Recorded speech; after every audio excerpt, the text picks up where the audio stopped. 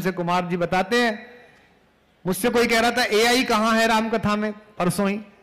आपको पता है खर और दूषण भगवान को मारने के लिए गए, शूर्पणखा की नाक कट गई, दोनों भाई 15-15 हजार सैनिक लेके गए। तो कथा क्या कहती है, गोस्वामी जी क्या कहते हैं, वाल्मीकि रामायण क्या कहती है कि 15-15 हजार सैनिकों की पुतलियों में राम जी का और लक्ष्मण जी का चित्र बना दिया और कहा ये जहां दिखे वहां टूटो। ये क्या है, कमांड बटन। ये कमांड बटन है एआई का, रोबोटिक्स है। रॉबर्ट को बताया गया कि तुम्हारा कोई काम नहीं है, ये छवि का आदमी इस थर्मल सेंस का जहां दिखे उसे मारो। लेकिन भगवान उससे पहले उससे उन्नत शिक्षा महर्षि विश्वामित्र से ले चुके थे। भगवान ने एक कमांड बटन दबाया और केवल फिगर बदल दी। हर सैनिक की आंख में, हर सैनिक के चेहरे पर राम जी दिखाई देने लगे, लक्ष्मण दिखाई देने लगे। 15-15 हजार सैनिक एक दूसरे से कटकर मर गए। और गोस्वामी जी ने लिखा, एक बाण काटी सब माया। भगवान ने एक बाण से सारी माया को काट दिया। ये एआई है, दिस इज आर्टिफिशियल इंटेलिजेंस जो हुआ है। ये आर्टिफिशियल इंटेलिजेंस धीमे धीमे आपकी मानवीय संवेदना पर हमला करेगी। अब तो लोग बाग प्रपोज करने के लिए एक राइम चाहिए कविता की, लड़की से बोलनी है, उसे एआई से लिखवा रहे हैं। हाँ, बच्चे मैं देखता हूं, ऐसा थोड़ी है कि मैं 54 का हो गया हूं तो मुझे तुम्हारी हरकतें नहीं पता है, मुझे सब पता है। तुम जिन रास्ते पे जा रहे हो बेटा, उन पे हमारी धर्मशालाएं हैं।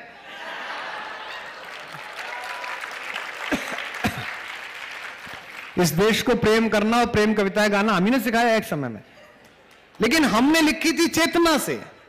हमने वो महक महसूस की थी। छज्जे पर आधे आंचल का टुकड़ा कि उसी का है कि उसकी बहन का है, ये संशय हमने महसूस किया था। तुम लिखवा रहे हो एआई से। तो संवेदना मशीन की है, मनुष्य की नहीं है। और मनुष्य की संवेदना मशीन की संवेदना से सदा ऊपर रहेगी। अगर मशीनों की संवेदनाएं ही बड़ी होती तो बहुत दिक्कत हो जाती, फिर तो विश्व चलता ही नहीं। तो मनुष्य की संवेदना अक्षर गढ़ेगा। इसलिए अक्षर को क्या कहते हैं, अक्षर, जो नष्ट न किया जा सके। अक्षर ऊर्जा है, E = mc²। एनर्जी न पैदा की जा सकती है न समाप्त की जा सकती है। वो क्या की जा सकती है, रूपांतरित, ट्रांसफॉर्म की जाती है। यही तो सिखाया गया था ना हमको।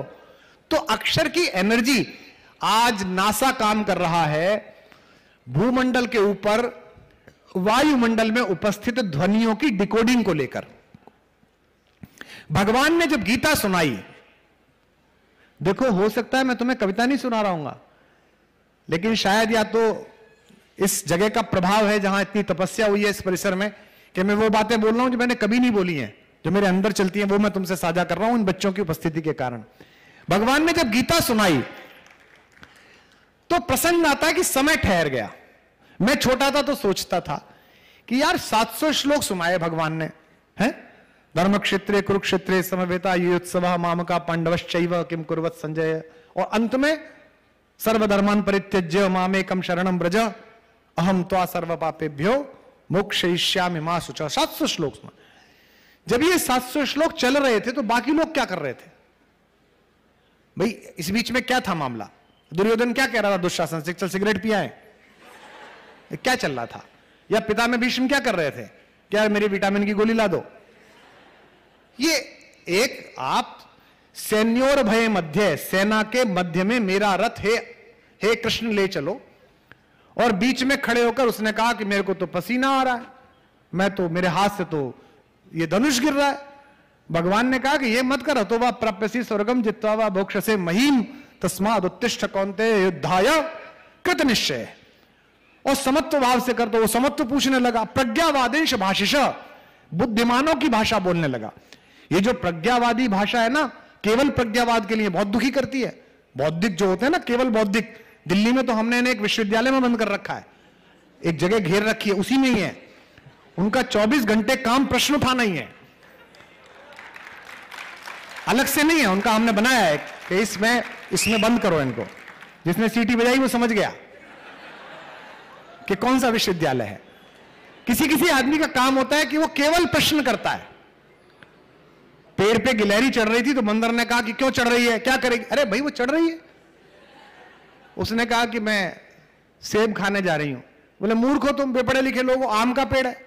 उसने कहा मूर्ख तू है, मैं अपना सेब लेके चढ़ रही हूं। तो कुछ होते हैं जो केवल प्रश्न करते हैं। उन्हें 24, वो अपने पैदा होने से असहमत है एक्चुअली। वो मुझे लगता है असहमति में ही पैदा हो गए होंगे। हाँ, हो सकता है कि तय नहीं हो पाया। मैं उन्हें अक्सर देखता हूं, कोई भी बात बोलो, अरे साहब ये, अरे भाई कुछ तो शोभन हो रहा होगा। जैसे दो तरह के हैं, आप मीडिया में भी देखिए, मुझे माफ करिए मीडिया के मित्र बैठे, बजट आएगा, अब ये लोग बजट लाएंगे नेता लोग। भाई ये जो बजट लाए हैं ये क्या दुश्मन है देश के, ये राज्य के दुश्मन है? कुछ तो अच्छा लाए होंगे। पहले से ही विपक्ष तय करेगा, किसान विरोधी बजट है, नौजवान विरोधी बजट है, वियतनाम विरोध। अरे भाई एक ये है, इनको लगता है कि 47 से लेके आज तक कुछ हुआ ही नहीं, यही पहली बार बजट लाए। तो ये कैसे है? ये तुम्हें कैसे पता चलेगा? ये तुम्हें तब पता चलेगा जब तुम भारत की आर्थिक नीति, भारत की अर्थतंत्र की मर्यादा जो रामचरितमानस में है, जो हमारे नीति ग्रंथों में है, जो विदुर नीति में है, जो भीष्म संहिता में है, जो हमारे यहां कुंतक ने कहा है, जो आचार्य चाणक्य ने कहा है, इन सबकी अर्थनीतियां। मैंने एक बार एक बात कहीं बोल दी थी, पूरे पार्लियामेंट में वो बात हमारी आदरणीय वित्त मंत्री जी ने भी बोली, सबने उसका उल्लेख किया। मैंने नहीं बोली थी, वो थी भैया पहले से, आपको पढ़नी चाहिए थी, आध्यात्म रामायण में थी, और वहीं से बाबा तुलसीदास जी ने मानस में लिख दी। जब मनाने के लिए भरत पहुंचे तो भरत के साथ तो गए नहीं भगवान। भगवान ने पूछा कि भाई ठीक है जाओ, कैसे कैसे चला रहे हो अपनी सरकार? भैया ऐसे चला रहा हूं, ऐसे चला रहा हूं। किसके कहने से राय लेते हो? भरत ने कहा अमात्यों के, मंत्रियों के। भगवान ने क्या कहा? मंत्रियों के अतिरिक्त उस विषय के ऐसे विशेषज्ञों की गुप्त राय लो जिनका व्यापार तुम्हारे कारण हित अनहित में ना जाता हो। कितनी अद्भुत बात है। आज जो सरकार पॉलिसी मेकर्स के अलग सैंपल लेती है, इंटरनेशनल एजेंसीज लेती है, मैकेंजी को लेती है, अर्नेस्ट एंड यंग को लेती है कि आप बताओ हमें क्या करना चाहिए, ये वही काम है। भगवान ने पूछा टैक्स कैसे ले रहे हो? राम ने पूछा। भरत ने कहा भैया जैसे लेते हैं, नहीं हम सूर्यवंशी हैं, टैक्स सूर्य की तरह लो। भरत ने पूछा सूर्य से कैसे? बोले जैसे सूर्य पृथ्वी पर अपनी प्रकाश की किरणें डालता है, गर्मी डालता है, और पानी सोखता है समुद्र से समुद्र के स्तर का, पोखर से पोखर के स्तर का, गिलास से गिलास के स्तर का। यानी कि बड़े सेठ से ज्यादा लो, मुझसे कम लो, बच्चों से बिल्कुल मत लो। सरकार को ऐसा करना चाहिए। और क्या करता है? इस कर का, जो इस कर को इकट्ठा करके बादल बना देता है, और बादल कहां बरसता है? जहां पानी की जरूरत होती है। और कैसे लो टैक्स ये भी बता रहा है। आपको कल पहुंचना है बड़े पदों पर। और तावड़े जी, मुझे मंत्री नीचे बैठ के इसलिए नहीं सुनते, मैं जानता हूं आप तेज हो। ऐसा नहीं कि आप मुझे प्रेम करते हो इसलिए नीचे बैठ के सुन रहे हो। आप भी जानते हो कि मुझे नीचे बैठ के जिसने सुना वो प्रधानमंत्री बना है।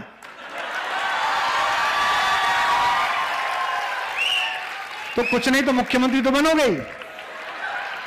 हाँ, वो भी 2006-7 में नीचे बैठ के ही सुनते थे, और हमारे मुंह से एक बार 6 में निकल गई थी कि प्रधानमंत्री बनोगे, 14 में बनी गए। तब से हमको दूसरी पार्टी वाले ढूंढ रहे हैं तो भाई साहब हमारे वाले के लिए बोल दो। मैंने कहा इसे पहले बिठाओ तो सही सामने लाके। तो कहा कि टैक्स कैसे लो? जब लो टैक्स तो पता ना चले।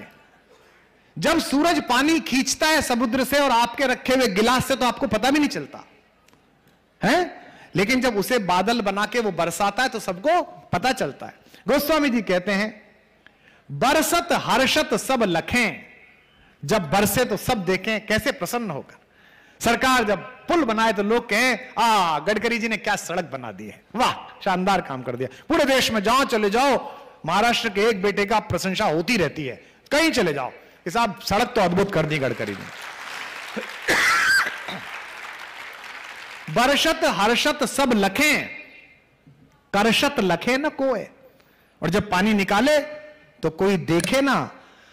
तुलसी प्रजा सौभाग्य से, तुलसीदास जी कहते हैं कि प्रजा के सौभाग्य से भूप भानु सो होए। राजा को कैसा होना चाहिए? भानु जैसा होना चाहिए, सूर्य जैसा। बेटा ये आएगी कैसे बात, ये पता कैसे चलेगी? जब मानस पढ़ोगे। अगर रामचरितमानस कपड़े में लपेटी हुई है ना, अगर पूजा के खाने में ही रखी रही दादी के पास में, तो भैया ऐसे ही पड़ी रहेगी, आपके पास तक ना पहुंचेगी। तो आज के बाद जितने बच्चे यहां आए हैं, फंस गए आज ये मेरे क्लास में, ये इनके साथ धोखा हो गया। ये सोच के आए थे कि कविता सुनने को मिलेगी, यहां मैंने ज्ञान सुना दिया इन्हें। क्योंकि मुझे उम्मीद तुमसे है, मुझे उम्मीद, जो हमारे आयोजक हैं वो तो केवल तुमको एक परिसर दे सकते हैं, जो हमारे विनोद भाई जैसे जनप्रतिनिधि हैं वो तुम्हारे लिए इस अवसर को उपलब्ध कराने की योजना बना सकते हैं, लेकिन इस अवसर को भविष्य के भारत के लिए एक स्वर्ण पृष्ठ के रूप में तैयार करने का जो कौतुक, कौतूहल और क्षमता है वो केवल तुम में, वो तुम ही कर सकते हो, क्योंकि तुम्हारे पास आयु है, क्योंकि तुम्हारे पास सर्जना है। इसलिए पुस्तकें पढ़िए। भारत शब्द का तो अर्थ ही भा अर्थात प्रकाश, भा अर्थात ज्ञान, और रत माने लगे रहना। जो देश ज्ञान की साधना में अनवरत लगा रहे उसे भारत कहते हैं। आप सब विश्व के दूसरे देशों में जाएंगे, हमारे सब मेहनी अतिथि विश्व के देशों में गए हैं, मैं भी गया हूं। किसी देश में चले जाइए आप, कुर्ता पजामा पहनता हूं, कुर्ता धोती पहनता हूं, तो लंदन की ट्यूबलर में नीचे अंडरग्राउंड में बगल में बैठा हुआ जर्मन आदमी, इंग्लिश आदमी, यूक्रेन का आदमी आपसे पूछता है from which country you are. मैं कहता हूं आई एम फ्रॉम इंडिया। फिर वो कहता है Indians very good engineers, very good doctors. ये हिंदुस्तान नया बना है, हिंदुस्तान नया बना है। ये जो आपकी वैश्विक पहचान हुई है, इसलिए नहीं, सरकारों की अनुकूलता तो अवसर उपलब्ध कराती है, इसलिए कि हम सब 140 करोड़ लोग मेहनत कर रहे हैं। वरना कभी आपने सोचा था कि यूक्रेन में दो देशों के गोलों के बीच में अगर कोई व्यक्ति तिरंगा लहरा दे तो दोनों सेनाएं उसको सैल्यूट करके घर छोड़ के आती हैं? कि देखा था आपने? क्या हमने कभी यह देखा था कि हमारे यहां खदान में कुछ मजदूर फंस जाएं और 140 करोड़ का देश प्रतिपल उनके बारे में चिंतित हो? चलते चुनाव में प्रधानमंत्री चिंतित हो, मुख्यमंत्री और एक केंद्रीय मंत्री वहां बैठकर निकलवाने की कोशिश कर रहा हो। ये जो भारत के प्रत्येक नागरिक की चेतना को रेखांकित करने का युग प्रारंभ हुआ है, ये पुस्तक मेला आज उसमें एक नींव का बड़ा पत्थर गढ़े, इसकी शुभकामना आप सबको देनी चाहिए एक दूसरे को, और तैयार रहना चाहिए। मैं चलते चलते आपको कुछ मुक्तक सुना देता हूं, कुछ कविताएं सुना देता हूं जो आपका मन है। और मुझे फ्लाइट पकड़नी है, हमको और विनोद भाई दोनों को दिल्ली जाना है। इनको तो जाना पड़ता है, मुझे जाना है, जो कि मेरा घर वहां है और इनका मुख्य कार्य वहां है, दिल्ली ही इनका मुख्य कार्य है। लेकिन कुछ एक मुक्तक में सुनाता हूं, मेरा स्वास्थ्य ठीक नहीं है लेकिन फिर भी मैं आपको सुनाता हूं, सुनिएगा। कि मैं अपने गीत गजलों से, बहुत अच्छे, ये आवश्यक है, पीछे वालों से उम्मीद मत करना, ये भी तुम ही करोगे, वाह वाह जितनी भी करनी है। कि मैं अपने गीत गजलों से उसे पैगाम करता हूं। ये जो कुर्सियों पर बैठे लोग हैं, आप लोग लाए गए हो कि आए हो? आए हो तो तुम भी वाह करो यार। कि मैं अपने गीत गजलों से उसे पैगाम करता हूं, उसी की दी हुई दौलत उसी के नाम करता हूं। कभी भी अंधेरा घिरे जिंदगी में, कभी भी परेशानी का पल आए, जो छत्रपति महाराज शिवाजी के वंशज हो, ये दो पंक्तियां मेरी सुनना और इस आकाश को कोलाहल से भरना। उसी की दी हुई दौलत उसी के नाम करता हूं। हवा का काम है चलना, दिए का काम है जलना। संभालना अगली पंक्ति। हवा का काम है चलना, दिए का काम है जलना। वो अपना काम करती है, मैं अपना काम करता हूं।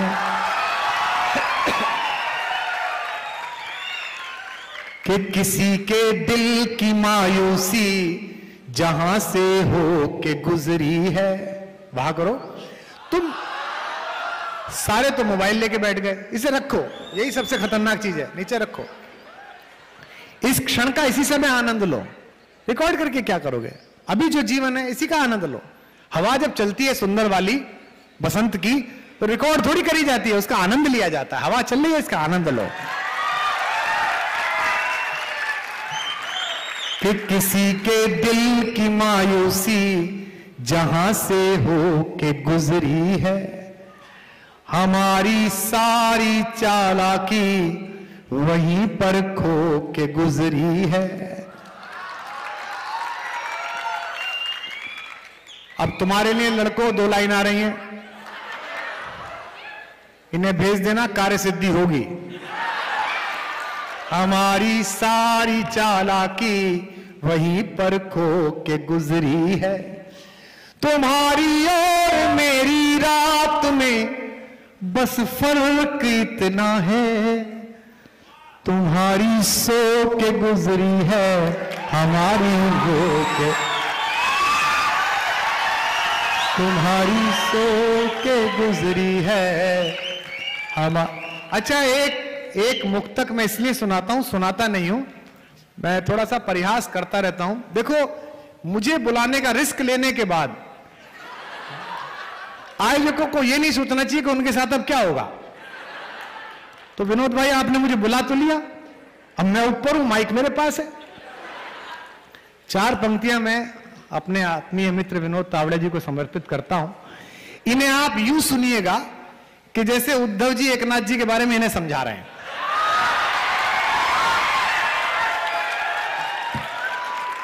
कि बहुत टूटा बहुत बिखरा, थपेड़े सह नहीं पाया, हवाओं के इशारों पर मगर मैं बह नहीं पाया, अधूरा अनसुना ही रह गया यूं प्यार का किस्सा, अधूरा अनसुना ही रह गया यूं राज का किस्सा, कभी तुम सुन नहीं पाए, कभी मैं कह नहीं पाया।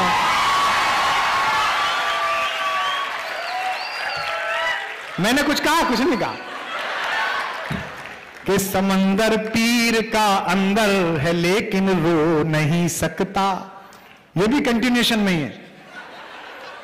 समंदर पीर का अंदर है लेकिन रो नहीं सकता, ये आंसू प्यार का मोती है इसको खो नहीं सकता। तावड़े जी, मेरी चाहत को अपना तू बना लेना मगर सुन ले,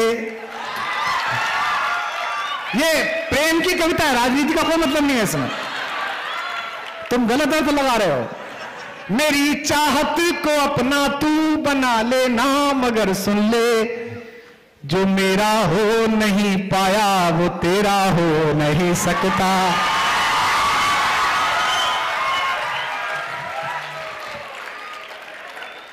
क्या मतलब है? इसका मतलब यह है कि कविता ऐसी लिखो जो हर जगह काम आए।